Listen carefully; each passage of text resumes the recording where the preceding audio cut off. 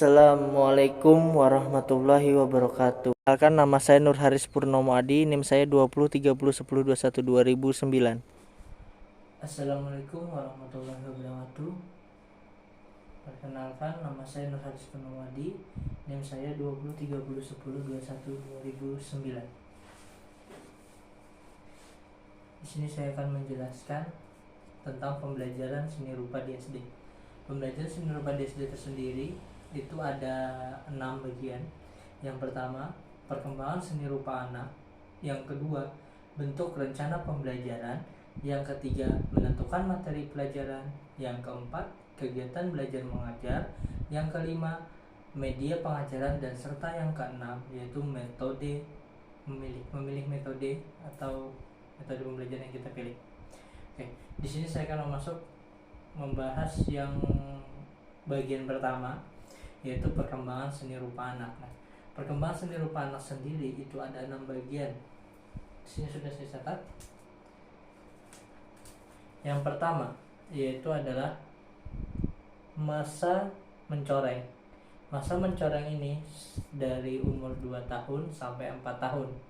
Yang kedua, masa prabagan, itu dari umur 5 tahun sampai 7 tahun. Yang ketiga, masa bagan, itu dari mulai 7 sampai 9 tahun. Masa realisme awal itu mulai dari umur 9 sampai 12 tahun. Masa naturalisme semu itu mulai dari 12 tahun sampai 14 tahun. Dan yang terakhir yaitu masa penentuan, yaitu umur 14 sampai 17 tahun. Dari 6 masa tersebut akan saya bahas secara singkat. Oke. Masa pertama yaitu masa mencoreng. Masa mencoreng itu bisa teman-teman lihat itu dari anak umur 2 sampai 4 tahun. Kita tahu anak-anak umur 2 sampai 4 tahun itu belum mengenal namanya objek, suatu benda itu belum mengenal. Mungkin umur 4 tahun ke atas mungkin baru mengenal ya. Objek, benda, pokoknya dia tidak tahu benda itu bentuknya gimana atau gimana, dia nggak tahu.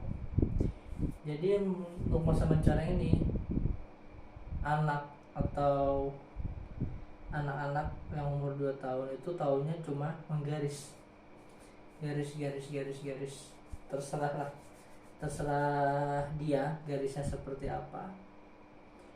Itu masa mencoreng. Naik ke tingkatan ke atas yaitu masa prabagian. Masa prabagian ini itu adalah anak yang sudah memasuki TK atau taman kanak-kanak atau PAUD. Itu sudah bisa dikatakan bahwa itu anak-anak masuk prabagian. Karena kenapa? Di PAUD atau di TK 0 kecil sampai 0 besar itu, TK kan taman bermain kan, taman kanak-kanak itu taman bermain. Jadi guru itu kadang-kadang menuntun bahwa mengenalkan bahwa ini bentuknya objek, ini bentuknya ini, seperti itu.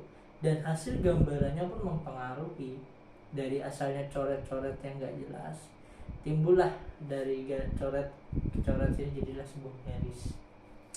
Garis tersebut jadilah berbentuk apa yang diinginkan, karena mereka sudah tahu bentuk-bentuk dasar geometris yang telah diajarkan oleh guru di TK. Lanjut masa bagan. Masa bagan sendiri ini untuk umur ya setelah kelas 1 atau kelas 2 ya, di atas kelas 2 lah. Soalnya kan masa prabagan itu mungkin dari PAUD mungkin belum diajarkan, TK 0 kecil sampai SD kelas 1 atau kelas 2. Jadi untuk masa bagan itu diajarkan mungkin dari kelas 3 sampai 4-5 mungkin. Nah, di situ bahwa anak itu memiliki perkembangan dan cara berpikirnya yang dari asalnya mencoret, dari garis-garis jadi sebuah gambar, walaupun itu nggak jelas, nggak tapi kejelasan maksudnya, tapi itu kan mengekspresikan dirinya gitu loh. untuk masa bagan juga sama, cuman masa bagan itu diulang-ulang terus. Dalam artian masa bagan itu ya menggambarnya itu sudah mulai jelas, kayak sudah bisa gambar gunung, tapi gunungnya ya gunung gitu. Banyaklah gambaran-gambaran yang bisa teman-teman atau kawan-kawan sekalian cari referensi di internet. Yang keempat yaitu masa realisme awal. Nah, masa realisme awal ini itu apa ya?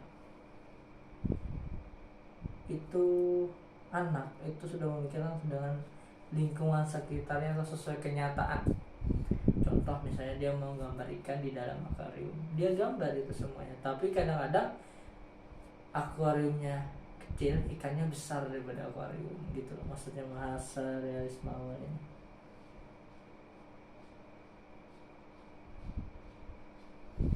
Belum ada menguasai perbandingan ukuran yang sesuai dengan yang dia lihat gitu loh. Contoh tadi gambar akuarium beserta ikan di dalam ya. Jadi dia melihat itu ikan, maksud dia tuh ikannya kecil di akuarium dan lebih besar daripada akuarium, atau bahkan sama besarnya dengan akuarium tersebut. Lanjut ke masa naturalisme semu. Nah, ini sudah 12-14 tahun yang saya cari referensinya ya. Itu sudah mulai menggambar, itu sudah sangat jelas dan ada bumbu-bumbu abstrak seperti itu. Dia berpikirannya abstrak berdasarkan sesuai dengan sosial, lingkungan sosialnya. Bagaimana yang dia dapat di lingkungan sosial tersebut dia tuangkan ke dalam gambar. Yang ketiga yaitu masa penentuan, ini yang terakhir. Kisaran umur 14-17 tahun. Anak-anak sudah mulai memiliki kesadaran akan kemampuan diri mau kemana gitu, atau fokus ke gambar atau kemana. Dan masa penentuan ini masa yang paling akhir ya, masa yang paling akhir dari di atas 5 masa sebelumnya, yang lebih baik intinya dari mencoreng jadi sebuah garis, dari garis sebuah bentuk, dari bentuk menjadi gambar yang berdasarkan lingkungan sosial sudah dia bisa menggambarnya secara jelas dan lebih terinci. Di sini peranan kita sebagai guru di bagian masa penentuan ini sangat penting, karena masa penentuan ini atau bisa dianggap masa remaja itu sangat penting untuk mendampingi seorang siswa agar tidak salah dan meyakinkan bahwa keterlibatan manusia dengan seni akan berlangsung terus menerus dalam kehidupan. Oke. Jadi kita membahas tadi perkembangan seni rupa anak ini ya, dari ke-6 macam. Ke-6 macam itu adalah saya ambil dari Victor Lowenford dan